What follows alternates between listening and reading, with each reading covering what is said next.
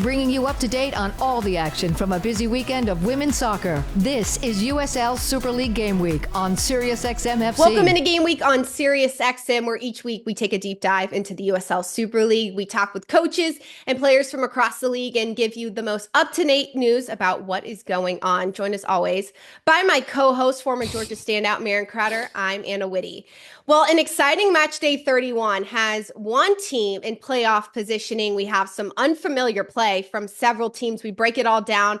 Plus, we talk about team superlatives that we're handing out so far this season, and Tampa Bay's Brooke Hendrix joins the show. Since we're talking about superlatives, Marion, I got to ask, it's huge in high school, obviously, all across the states. Did you get a superlative once you graduated? What was yours?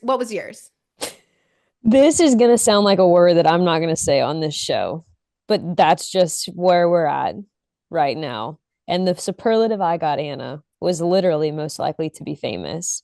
And that makes me disgusted to say it out loud. Actually, I hate that. I hate that for me. I hate that for me. Yeah. No, I feel like they were pretty on the nail about it. Well, you know me now, okay? And would you believe that I was also voted like most school spirit at one point? No, you were. I don't know how. What were you doing? No, literally, I think they did that as a joke because I like walked up and I was like, I don't. Would you wear like a school T-shirt to school one day and they said? No, I just went to the pep rallies like everybody else. Like, I mean, right. I played on like teams, but that doesn't mean you have school spirit. That just means you like to win. Right. No, I was late everywhere. I was late to all my classes, left early. I don't know how. Hey. So I think it was a joke. So maybe that one's better than the most likely to be famous. I'm sure you got one. I got most likely to not stop laughing, which I don't know if that would be something you guys would pick up on now. But I played high school soccer. That was like one of the things. I don't know about you, but nowadays nobody plays high school soccer, I feel like, who's serious about going to college. That's a whole nother conversation. But I didn't play high school my freshman year. I got convinced to play after. Best decision I have ever made. I loved my time, met some of my best girlfriends playing high school soccer. We pulled jokes on our coach. I don't even know what we did, but I was always laughing. And so if you're ever on the verge of, should I play high school soccer? Should I keep playing with club, with the boys, play high school soccer, and maybe you'll win a superlative? No, honestly, though, good shout by you to the high school soccer thing, because there was like we were right in the time where it was like, do you do it? Do you not? Yeah. More often people did it than not. Also like high school season and club season. Club didn't used to be all year. Like there used to be some sort of a break where you could get into the high school season and be totally fine. But what convinced me was that like all of the club girls were doing it, and we ended up like that not only strengthened our club team so much, but those are still some of the like deepest relationships I have. So look, if you're a youth player out there for some reason you're listening to this, just do it. First of all, it's more practice, okay? Yeah. Like it's fine. It's not going to kill you. And guess what? You're actually going to realize that amidst all that training at the club environment, which can sometimes be so taxing, you still enjoy playing soccer. It can still be fun. Like what a shout by you. I think high school soccer. Shout out to high school soccer. Go Imps. Let's go. I fell more in love with the game of soccer playing high school soccer. Like as a 15-year-old girl who wasn't sure what I wanted to do, if I wanted to keep playing, if I didn't, high school soccer was just like the coolest experience for me. And I will say too, what I got, actually, this will make you laugh. I got in trouble in high school for laughing too much in a class. Like I couldn't stop laughing. So I got in-school suspension. Can you believe? You. Because I was actually going to say your superlative was like most likely to be on time. Yeah, like I'm a total square, but I got in-school suspension, and I like love that for me. I was about to say, like, I feel like there's actually a side of you that's just like waiting to be let go. Maybe it was let go in high school. Oh, you should have seen me in college, Marion. You should have made a trip to State College. We had a good time. All right. Well, before we just go down memory lane there and get ourselves into some trouble, at least for me, we're going to dive into match day 31. Fort Lauderdale and Brooklyn was quite a doozy of a game. I mean, Brooklyn got their first win of the spring, 4-1, 3 goals in the second half by Brooklyn. This was a Fort Lauderdale team who really struggled defensively. They got their defender in Julia Grosso back into the 11. But this is a Fort Lauderdale and a Brooklyn team that has just kind of puzzled us. So what was different for Brooklyn to be able to get a result this season? I just have to say that you were spot on. That was a rough game. Okay, that was a rough game. I don't know what happened.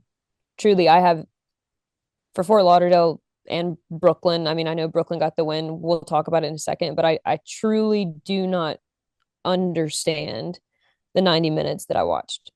That being said, what Brooklyn did so well that I have not seen them do well enough this spring is that they actually capitalized on the moments that were given to them. There have been times, especially earlier in the spring, middle of the spring, where they weren't getting played off the pitch like we kind of have seen in the most recent weeks. They just weren't making the most of their opportunities, right? There were several moments and several matches where they could have been off to the races 2-3-0 in the first 15, 20 minutes. And it was just like we talked about it even. It was like that slump on the offensive side of the ball, right? It was like, what do they need to do to see the ball go in the back of the net? Then it started to spiral into like, what is this team that we're watching? So I'll remind everyone that was really like the starting point for the Brooklyn on a platter, but give credit to the fact that they actually made them count and they weathered the storm for the opening few minutes, no doubt about that.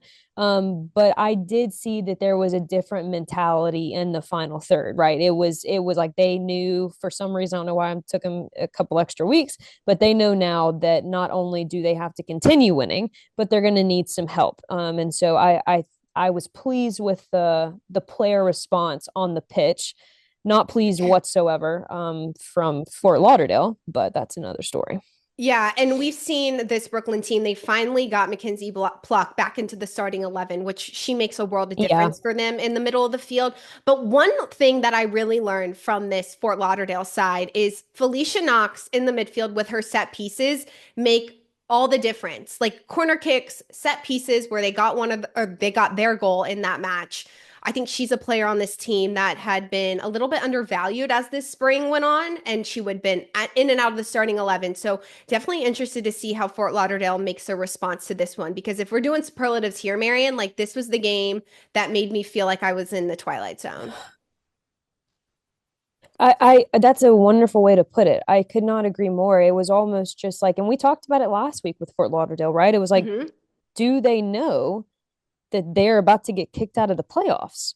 Right. And that was what I felt. It was almost like, do you understand that you are making life? I know you have more games left than anybody else, but you're making life real difficult and you don't have to. Right. I think that's the thing I want to get across to everybody. It's like we sung their praises in the fall, just given the fact that they had arguably some of the best individual talent out there, especially on paper.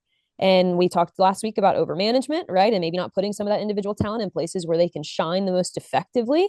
I think that's also still at play. But ultimately, for me, it was a mentality piece for Fort Lauderdale last weekend. And you have to hope that a player like Addie McCain, who we know she has this in her, we player-led leadership. That's what this home stretch comes down to for a lot of teams that are pushing to make the playoffs. Coaches have given you pretty much everything that you need to at this point. You know the style of play, you know the philosophy, and now it's about player-led leadership to drive that across the finish line. And I have to believe that Addie McCain's going to step up and say that just was not good enough. Not good enough, because Fort Lauderdale is now in 6th spot. So 2 spots out of playoff positioning. They are lucky because they do have 4 games to go, but this just makes their trip a lot harder as the season progresses. Whereas Spokane is in a completely different position. Spokane has made it into playoffs in that 4th spot. They snatched that last playoff spot with a win over Lexington. It was a PK goal from Ekage, a goal from Allie Cook. And this schedule that they have coming up is Brooklyn, DC, and Fort Lauderdale. Seemingly easy competitions for Spokane. However, we know this league, it's different every week. Yeah, and you mentioned that is likely going to be just because Spokane didn't set themselves up that well in the fall, right? They have been, I mean, just I can't even believe it sometimes with what they've been able to accomplish this spring. Even if it ended now, I just cannot believe the run that they have put together. So that's first and foremost. But they're not quite there yet, right? And that's just because of where they found themselves at the end of the fall season. They got to keep winning, and that match against Fort Lauderdale is going to be something. I think for Spokane, especially against this Brooklyn side, put them away early, right? Don't give them any hope, because right now they're coming off a bit of confidence, right? And they're saying, hey guys, we're not done yet. The best thing you can do if you're Spokane is shut that down immediately. But I tell you what, shout out to Jo Johnson and her I know. coaching staff. Shout out to the additions that have come in and made such a huge difference. But not only that, we are seeing players like Mackenzie Weinert who have been there, right? And we're seeing them just flourish and continue to compete. And whatever they're doing from a mentality perspective, Jo Johnson needs to bottle it up and send it to the rest of the league, because it has been outstanding. It has. Spokane 8 wins in the spring so far, 2 losses and 1 tie. They just keep rolling. And credit to this entire team, Weinert making the April team of the month. It's been really fun to watch Spokane kind of roll over all their competition. And so now we've got Spokane in 4th place, and the Tampa Bay Dallas game gets delayed due to weather. They end up playing later on the day Sunday. And it was a red card, the first red card. It took until match day 31 for the Super League to see their first red card, to Jordyn Listro after a kick to Amber Brooks. It was an interesting kick because Listro's back was to Amber Brooks. As Amber Brooks came to head the ball, Listro's leg was higher than her hip. What is your take on that straight red call? This is one where if VAR was involved, they definitely would have gone to the monitor. That would have had to been a judgment call at the end of the day from the referee. So make no mistake about it, it was controversial, right? And I will give you I'll give you a way for it and a way against it. The way against it was that Amber Brooks did professionally go through with the follow through, right? There was you could very clearly see it on the replay. There was a ducking of the head. Mm-hmm. So you could argue that the boot wouldn't have made contact with the face if she hadn't, positioned her head lower than normal. Right. The other, so that's the side where you say it's not a red card. She had no previous infractions, no previous interactions with the referee. First interaction with the referee, straight red. Those are all the reasons you can say no. The reason you can say yes is that obviously it was spikes up. And I don't think it wasn't a malicious spikes up, right? You could tell there was obvious intent to play the ball. I don't think she even realized that Amber Brooks was there, but given the positioning of her cleat and the fact that it hit the face of a player, most people will say that that's always a red. So those are the two options that you have. And because there was that lowering of the head, for me, that's what it would have sent them to VAR. Totally. And then I think at the end of the day, you just have to, anytime you're leaving your fate in the hands of the referee, which that's ultimately what that would have been, because it would have been a judgment call, you can't really complain with what they're stating. And I will say this, obviously Jordyn Listro is probably not going to want to go in the history books for that one, but professionally she handled that very well. I thought her reaction was a very professional one at that. Question is, Anna, is how it impacts this Tampa Bay side going forward. Yeah, Tampa Bay will take on Lexington this upcoming weekend. Listro will not be available for that. If you're Tampa Bay, you're honestly happy you're taking on Lexington because they're just a team that hasn't seen the results. They're out of playoff positioning. How do you see Tampa Bay adjusting without Listro in the midfield? I think Denise Schulte-Brown has not only a few options she can place in there. I think she has a few different shapes she can go to that we've seen her. Remember, we didn't see Jordyn Listro in the starting lineup for a little bit of time for Tampa Bay in the spring season. We've seen Jordyn come off the bench at times. We've seen her not even play in the 90. So ultimately, I think Denise has a couple options at her disposal. It just depends on how much she wants to shake up the personnel, or if she'd rather just shake up the shape a bit. And you'll hear it from Brooke Hendrix later in our interview. This is a team that has been comfortable playing in and out of various formations. They have several kind of what is that saying? A jack of all trades, a knife of all trades. Don't let me say master of none. Thank you. But Denise Schulte-Brown has a lot of those players kind of at her disposal who can step in, especially to your point, to what should be a win for Tampa Bay. Now, the flip side of that is that if you're Lexington, why not play spoiler? We've already seen DC do it, right? Mm-hmm. They have made life difficult for some of these teams. And they continue to progress, and they continue to be a team where you're like, all right, we got to go earn the 3 points now. So if you're Lexington, how are you looking at this one? That will be the question. But ultimately for Jordyn Listro, I do think she gets a week of rest. Yep. know you don't want it due to a red card, but coming down the playoff stretch, it also can't hurt. Right. Tampa Bay has 3 games left, including this one against Lexington. And Tampa Bay is a team who can play with a single six. They can play with a double six. I see a Jade Moore potentially stepping into that single six against Lexington this weekend. So a lot to watch for. We'll dive into more of it. Plus, give some players superlatives across the league. Don't go anywhere. This is Game Week on SiriusXM. Bringing you up to date on all the action from a busy weekend of women's soccer. This is USL Super League Game Week on SiriusXM FC. Welcome back to Game Week on SiriusXM. We've seen now 31 match days across the Super League. So we're in a good position where we can give out some superlatives at this point in the season as we go into match day 32. It's the spring season, so we've seen some newcomers, especially before the spring's kicked off, and now we've seen them in a good chunk of matches. Marion, who is your best newcomer so far? It's got to be Allie Cook. And for me, it's because of what she's been able to provide for the Spokane side. I think there have been several newcomers that have been impactful, Totally. but she is one where now if you had to take her off the field for Spokane, she would be in that conversation of potentially the most impactful loss to a team. And really, I go back to, I'm in this mood of superlatives, right? If we were giving a team like a best result, it would be right in line with her outbreak kind of that Tampa Bay game where they went to Tampa Bay. It was a late volley, difficult angle, incredible finish. And it was just a sheer type of will goal where she was like, you know what, it's not going to be pretty, but I'm going to get there first and I'm going to make sure it's at least on target. And I felt like that was really the moment that we saw the mentality switch for this team. And that was led by her action first. And then that just gave them confidence to, like we mentioned earlier in the show, just go on this incredible run. So for me, it's got to be Allie Cook, not only with her ability to come into this team seamlessly, but now for what she means to this team as they continue to push for a playoff. Allie Cook made my short list. In fact, my list was so short, Marion, that I only had one other name on the list.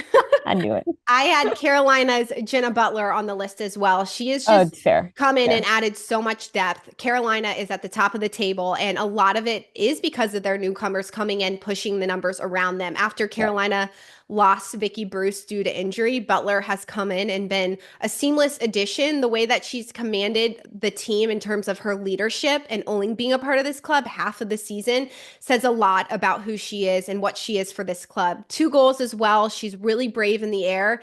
Carolina went on this incredible streak where they didn't give up only 2 goals in 7 matches. This is a player who has just been so consistent and a fun add to the team, a great personality. Yeah. She has been somebody that's really easy to root for and has a really cool story where she still works a full-time professional job, is playing as a full-time professional player. So you can't not cheer for a player like that. So definitely my best newcomer so far. Yeah, if you didn't have Jenna Butler, we just mentioned, a short list for a team's most impactful loss across the league.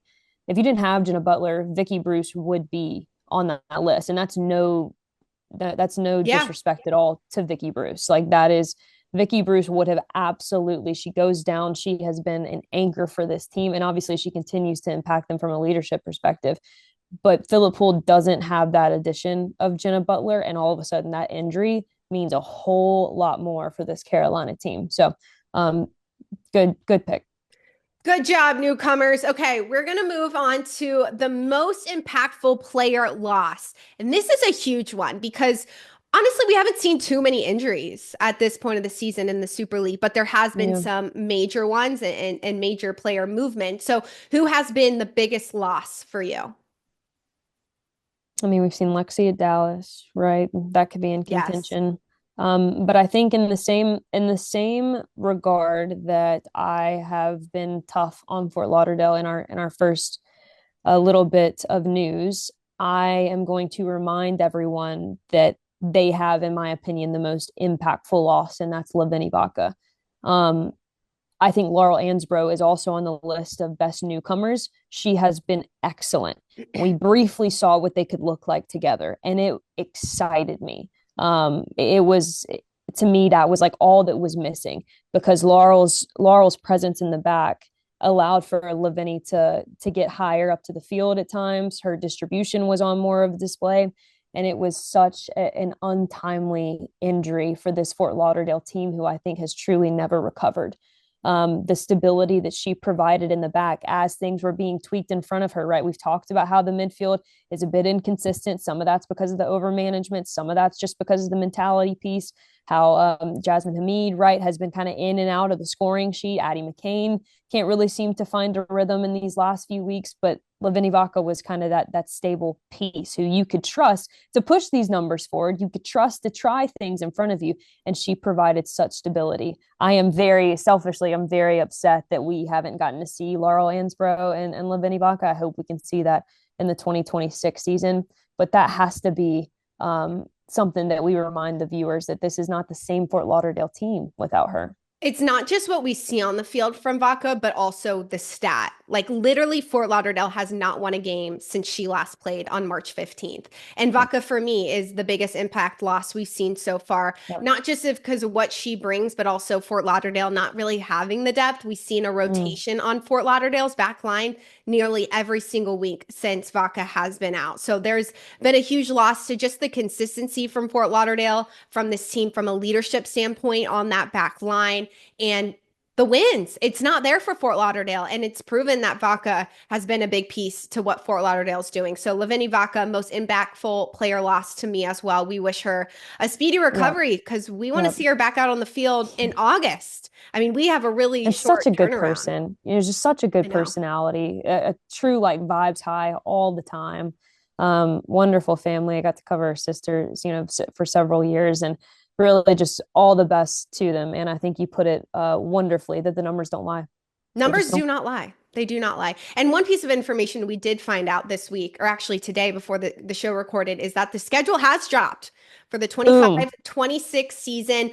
We have not had a minute to recap the schedule and give you guys our thoughts. So we will come back next week and we'll give you all our thoughts as we look ahead to the season, but still plenty left to be played out here. With that, match day 32 is kicking off tomorrow, actually, because DC takes on Dallas Thursday at 7 p.m. Eastern time. We've got Lexington taking on Tampa Bay Saturday at 7 p.m. Eastern time. And then the biggest one in the league is Brooklyn taking on Spokane Saturday at 6 o'clock. You can catch all these matches on Peacock. Marion, this is Spokane at number 4, Brooklyn at number 5. This game will be played in New York.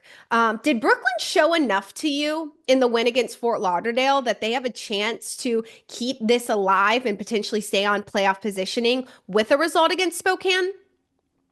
In that match against Fort Lauderdale, no, because I think the onus is the fact that Fort Lauderdale played probably the worst performance I've seen from them, both in the fall and the spring season.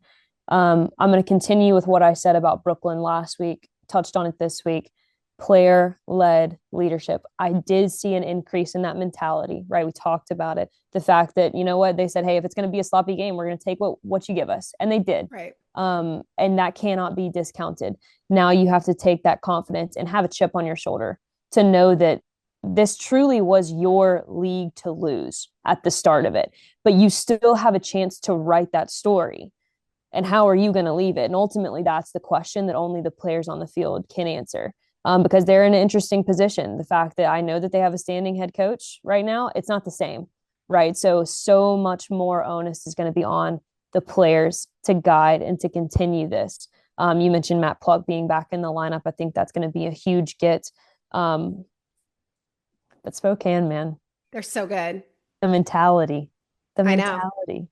And it's not just like what we've seen on the field. Spokane has only allowed 2 goals since March 22nd. That's going to be a really hard hurdle for Brooklyn to try and jump over because the goals have not been there this spring. And the mentality from Spokane, and we can harp on it because it has been exceptional this spring so far. It's that freedom that these players feel like they're playing in. There's been so much of an onus given to the players. And sometimes that works in a season. In the first year, players are working together, and sometimes it doesn't. We've totally run with it.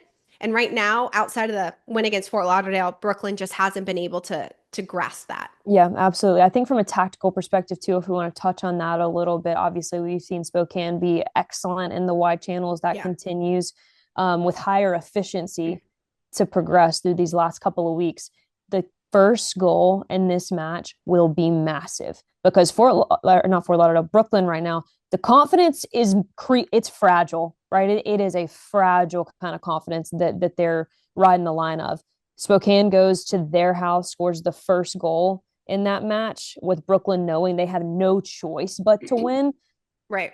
I'm not sure that the confidence hangs on, right? So if you're Spokane, that's got to be your focus. First 15 minutes have to be fast and furious. And that's one thing Brooklyn has in their back pocket is this is a home game for Brooklyn. Yep. Spokane is traveling across the country for this match day 32 matchup. I can't believe it. Well, we've got plenty left on Game Week this week. We are joined by Tampa Bay's Brooke Hendrix. She's got an incredible story about the Queen of England. Rest in peace. Don't go anywhere.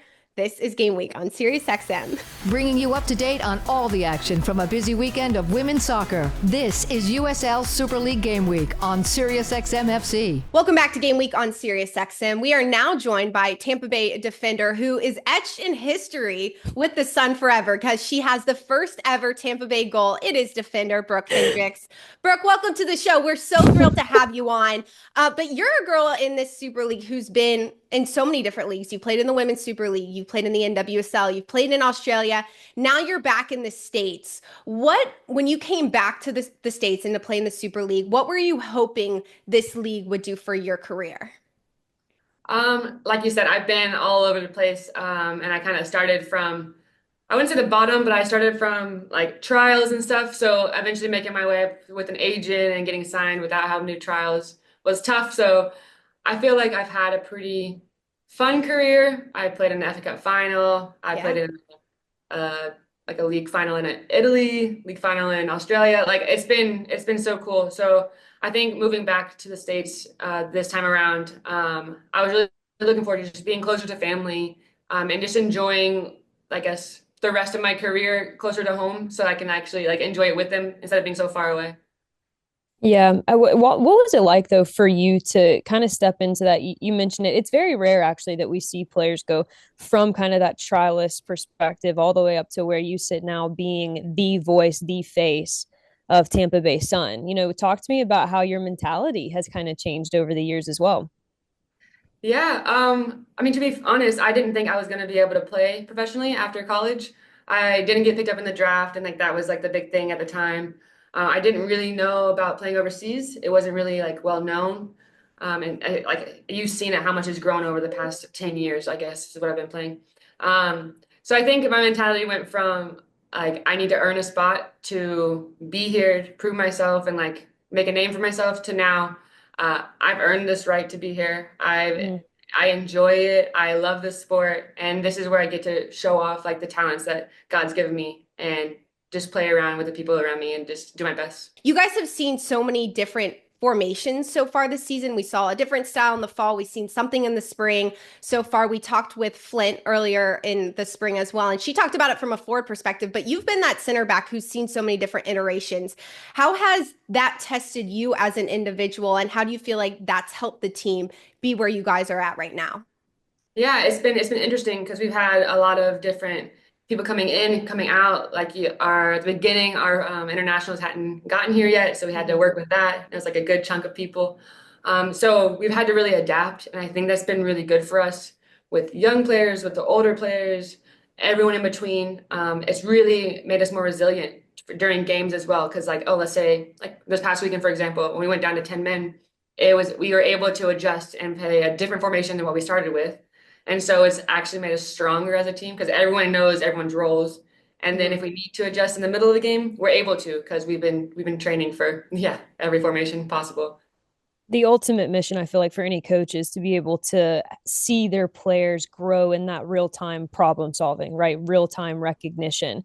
And so much of that only comes if you put your players into various situations, various training environments, various formations, even sometimes various philosophies. One thing that Anne and I have loved to do with every single guest on this show, because Super League is unique in terms of the schedule that we follow, is talk about really kind of the differences that the players have seen between their teams in the fall and their teams in the spring. What do you feel like was maybe the goal coming into the spring for you guys? And if you're where you want to be at this point?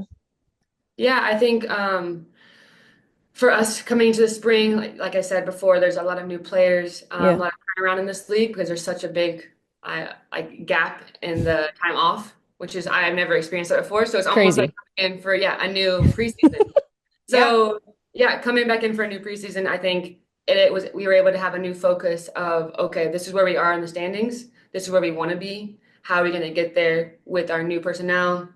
What we've lost because we missed a few players as well. So it's been really a team effort from like the first to the last player, whoever that is in between. It's just really been coming together, working on individual skills, and then bringing it together as a unit.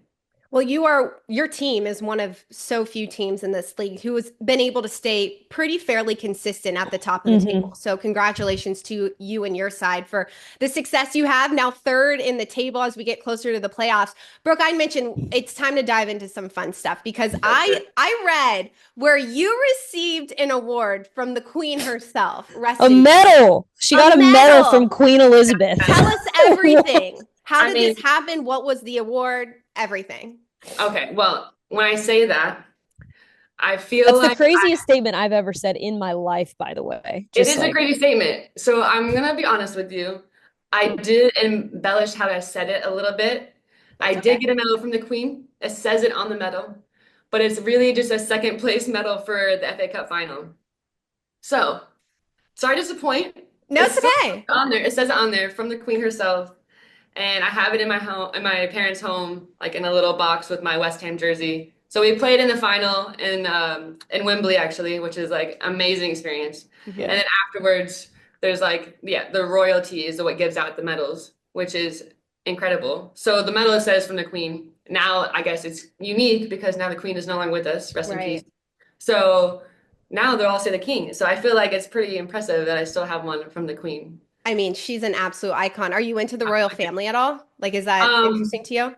I would say not as much into the drama side as like my mom, but like watching all the documentaries and stuff. But I find it very fascinating, and I loved in England, like just learning about it and just be like, what's going on here? Like when the Queen died and going to where where was it called?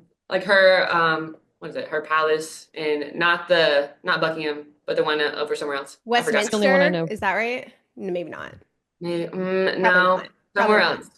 I'll think of it like way long after this interview. We're well versed in royalty. As you yeah. tell. Anyway, her other home is also massive. There's like flowers everywhere. It was where the funeral was actually. It was beautiful, but it was really cool to see how many people came and like paid their like respects and then gave their condolences and stuff. And I followed it. Let me tell you what happened in my mind. In my mind, you took a knee and you got dubbed as a knight. And that's what I'm going to go with in my head. Yeah. So. I think we should keep that story going. I hate it. Yes, absolutely. I will spread the rumors. Yeah. We'll cut from here on there. We'll forget about the last Did part. you know that she's a knight? But look, you're from you're actually probably the only player on the show that I'm from Mississippi. You're from Dadeville, Alabama. Yeah. They're not soccer places. Like let's call it what it is. They're not whatsoever. I grew up in the youth systems. Been to multiple youth national team camps, right? And it's almost a shell shock for people to hear that come out of your mouth. So much so, I think back when ODP was actually the thing, the first nickname I ever had was Sippy because they'd never met any soccer player from Mississippi in their life. Yeah. Like talk to me about kind of those expectations coming from a place, right, where they're not expecting anything of you. And then like we just talked about, I mean, second place in the FA Cup, I mean, getting a medal, I don't care what kind of medal it is from the Queen, like you have really made massive success that not a lot of people can say. And you're still just a girl from Mississippi. Alabama. No, Alabama. I'm the girl from Mississippi. Yeah, you're the girl from Mississippi. But I think, like you said, I didn't expect it at all. Growing up in a small town, I had my dad as a coach until I was like 14, 15. So like, and to be honest, I didn't even make ODP. So I wasn't even doing that system either. So I went the hard way about everything. I was told I should maybe look D3 if I wanted to go to college. Ended up playing Division 1. And then I was told like, maybe like professionalizing your goal. Like maybe do this. So I think it was really cool for me to be able to just put my mind to it. And I really just was able to keep pressing forward even when I was told maybe this isn't for you. I was able to like, I guess not any longer myself. I personally think God opened up some windows, some doors for me to be able to walk through, and because I don't think I could be here today without, because it's an extraordinary story. Like going from my dad as a coach to being in Wembley playing on that grass. It's just it doesn't make any sense to me. I got goosebumps. That's awesome. Yeah, I feel very grateful and blessed. I just basically took the next step. Whatever was presented for me, like, okay, here's a trial. I'm like, okay, I'll go with it, my whole heart. Hey, you're changing the perception in the South, okay? Yeah, exactly. I'm like, anyone can do it. You just have to take those little steps. You don't have to go from like being, which is crazy nowadays. Have you seen the youth system these days? I know. We talk about it all the time. It is a crazy thing. I mean, you mentioned the doors that open for you, and I think that's very important to mention, Brooke. Sometimes people go on these journeys and they're not sure exactly what the doors are meant to be open for you. They're not really sure what that journey looks like. What were those doors that opened for you that gave you the confidence to keep going? Well, really, I just like who I knew essentially. So my college coach knew a trainer back in Georgia, so I went and trained with him. He happened to be Dutch, so he knew a guy in Holland. So I went on trial there. I didn't make the trial, the first one. I was like, I had to take a year and a half off to do my internships to graduate college. So then even that was like, why am I playing soccer? Whatever, I'm gonna try it. I sure, like, honestly, I was praying about it. That came up, and I met Alex, who was awesome. Got me a trial. Didn't make it. Came back, trained my hardest. Worked like random jobs on the side. Then went back for another trial, and I ended up making a trial, my third trial, in Scotland. Didn't have an agent. Didn't get paid. So sometimes the doors don't look shiny and nice and like, oh, here's a professional contract straight out the door. It looked like work, and fortunately I decided to take it, and I had the help from my parents, help from coaching staff, help from other people, just to like kind of keep me going. And I had like a lot of self-motivation as well, just like honestly want to prove them wrong. Like a girl from Alabama, from Mississippi can make it here. So made it, earned my spot, and then haven't looked back. Well said. Yeah. We played superlatives earlier in the show with some of the players among the league, and we were thinking, oh, I bet you Brooke has some pretty good ones to give out to her team. So we're going to put you on the spot right now and throw some superlatives at you. Number one, and maybe this is you, but who on your team is most likely to be a coach when they're done playing? Jade Moore, 100%. Why? She already is basically a player coach. Like, okay. let's just call it what it is. She's very commanding of her room. She has her coaching licenses. She loves to hear herself talk. And she's my roommate, so I can do this. So I can tell. I was like, this is absolutely the roommate. Yeah, my roommate, yeah. And she's British. And I feel like every American team wants a British coach for some reason.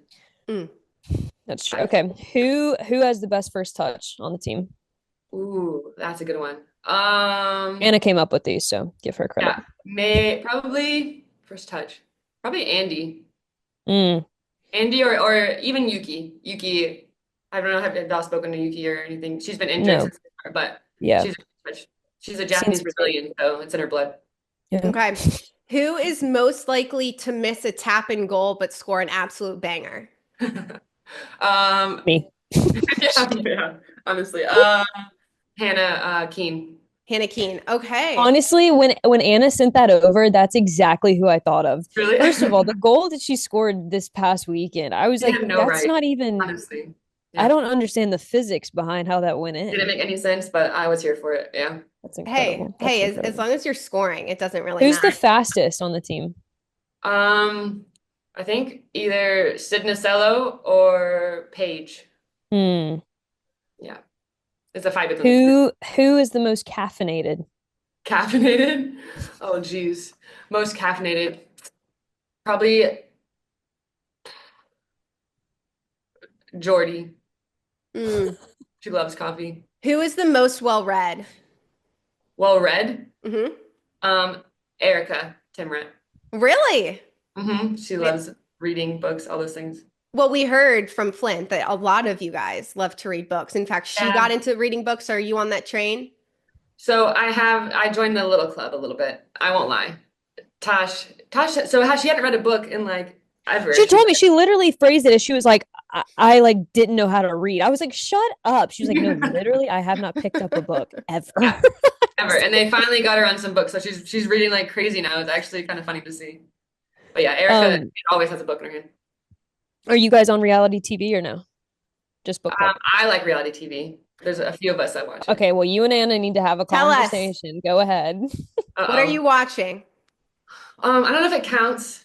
I think it counts because I like it. But Traders, have you seen that show? I haven't seen it, but I know about it. Do you watch? I watch Bravo, so I know about it because I watch Bravo. Yes, I love Traders. It's so fun. The drama, the lies, it's crazy. And it's like a game show at the same time. So it's like, it's really fun. Is that the only reality TV show we're watching? No, we also watch Love Island. Of course. We're watching a new one called Cheat now. Have you seen that one on Netflix? I have not heard of Cheat. Cheat is crazy. Similar vibes? Basically a bunch of like couples that are broken up because one of them cheated, and they're like confronting each other and like trying to figure things out. It has like, it's chaos. This is what we're watching. Interesting philosophy is reality TV. Like when we had this bet earlier because like Anna's never seen Game of Thrones. I like don't watch reality TV, so I was like, you watch Game of Thrones, I'll watch Summer House. Obviously, Summer House is much easier to just like put on than Game of Thrones. So I like watched everything up until like I haven't watched the last couple episodes, and the first one that I watched, I had to text Anna and be like, okay, but like, what's the point? Like, I feel like I'm just like watching people like go party in the summer. She's like, no, like that's is the point. I was like, oh, like when it like clicked, I was like, but still the philosophies that they come up with on these reality TV shows it's crazy. It's insane. crazy. It's entertaining though, and that's what we're there for, is to be entertained. Brooke, thank you so much for joining the show this week. This was so fun to get to know about you, to hear about your special time with the Queen. So iconic. And congratulations. Yeah, congratulations on all of your success with this club. We cannot wait to watch you this weekend with Lexington, and good luck with the rest of the way. Thank you guys so much. It was so much fun. Thanks so much for joining us this week on Game Week. You can catch us every single Wednesday on the SiriusXM app, or you can join us on USL's YouTube page. Please leave a comment. Let us know what are some of the superlatives you are giving out at this point of the season, and what matches you cannot wait to watch this weekend on Peacock. Until then, have a great rest of your week. We'll see you next Wednesday. You've been listening to USL Super League Game Week on SiriusXM FC.